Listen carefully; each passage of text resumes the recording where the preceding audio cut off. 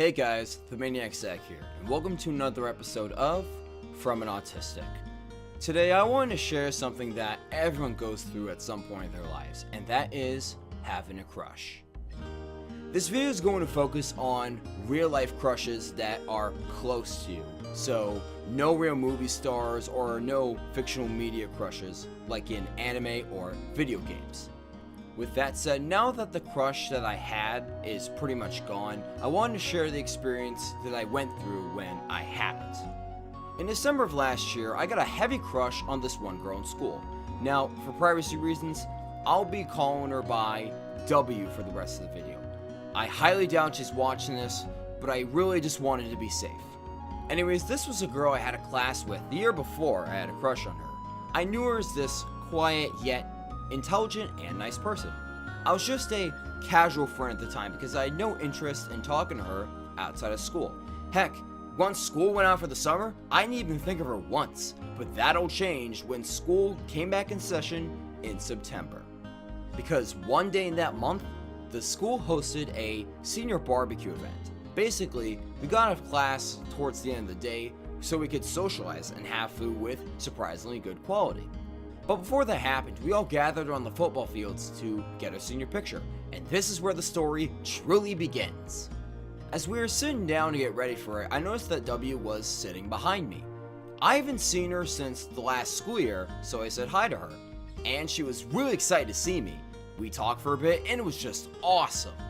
It didn't seem like it at the time, but something about seeing her at that particular moment planted a seed in the back of my head that grew into a crush 3 months later. All of a sudden, I started getting really anxious when seeing W in the hallways, or even thinking about her for that matter.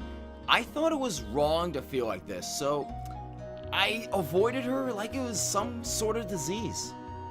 Now for me, as someone who's autistic, I had crushes before, but I never really understood what it meant to have one until I started falling in love with W. And that was one of the most important things I took away from the situation. It is perfectly fine to have a crush on someone, even if it's extremely unobtainable, like a celebrity. So after accepting that, this crush is my source of motivation to get out of bed every morning. Just the fact that I would be able to see her every single day made me want to go to school more than I ever had before. As the crush grew larger and larger in my head, I craved to talk to her again, but I didn't have the courage to do so. And then one day, I finally did. It was brief, but it stuck with me so much it was enough to want to talk to her again. It's like the first time when someone takes a drug, where the experience is so good that they want to get more out of it, and they become addicted to it. And that is exactly what happened next. But this is where everything starts going downhill. To me, W was someone who I liked talking to and I wanted to be better friends with. So I tried reaching out to her on social media with a follow request, but not only did she deny me, she blocked me. So then I tried getting her phone number because I thought, hey, maybe she doesn't use social media that much, right? But that also backfired. Both these rejections began a several-month-long span of depression that I'm still recovering with to this very day.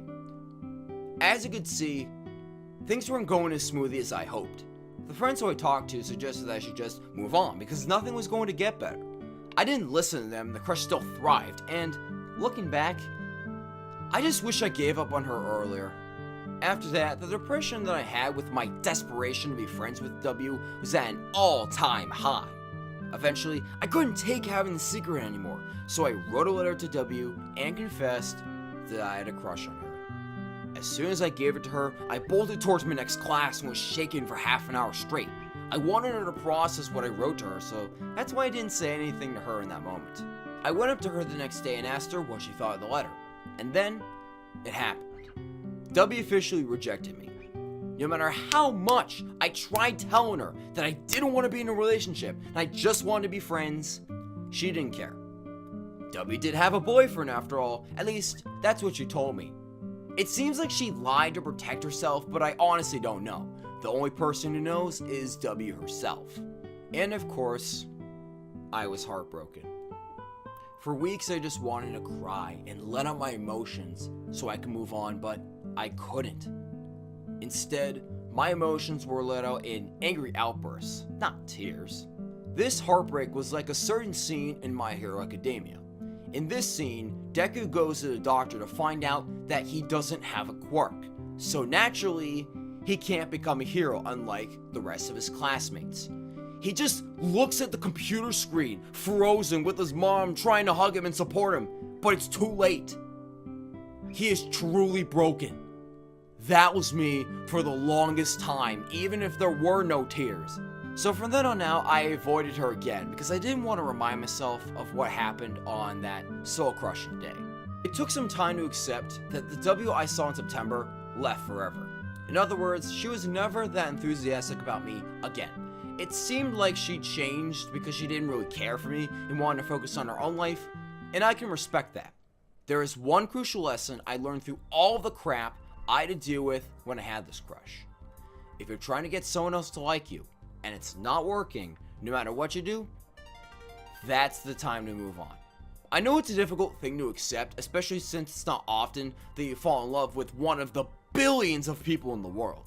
But ultimately, like a missing piece in a puzzle, you keep failing if you keep trying the same piece. You need to throw the one away and try another one because there are still hundreds of them out in the box. I've been meaning to make this video for months now, but I wanted to wait until everything that happened in that time period processed in my brain so I could describe it properly to you guys. And that's all I've got for today. Hopefully you've gotten something out of it. If you made it this far in the video, let me know in the comments who your fictional crush is, if you've got one. Mine is Uchaku from My Hero Academia. Anyways, be sure to subscribe to be notified when future videos get released, and turn on the bell so they guarantee the pop-up in your sub box. Also follow me on Twitter and join the Discord server for some exclusive behind the scenes content and more. And as always, thank you so much for watching and have a good day.